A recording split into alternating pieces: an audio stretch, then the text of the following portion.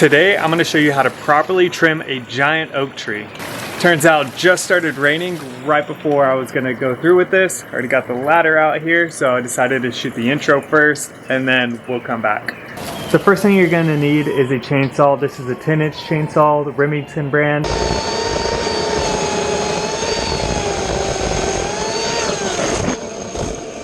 And then I have a tiny little paint roller, and you'll see why in a little bit. These are attached to 10-foot poles here. So with the 10-foot pole plus the 5-foot body, you should have about 15 to 16 feet of height. I also have a ladder for additional height. You can see the tree's way up there. And the paint roller is for this pruning sealer right here.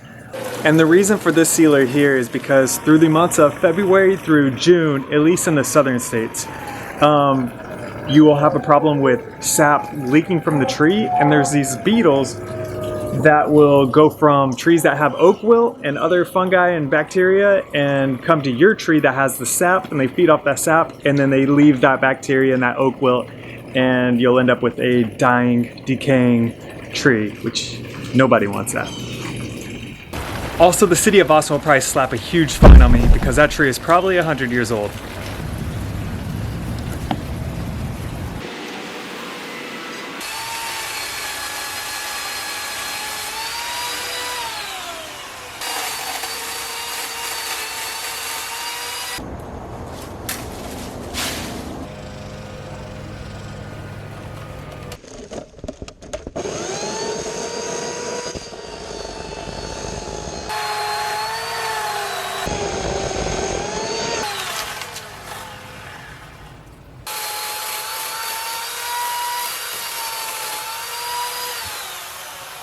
By the way, if I haven't told you, the reason I'm cutting some of this tree in the first place is to make room for the stock tank pool here.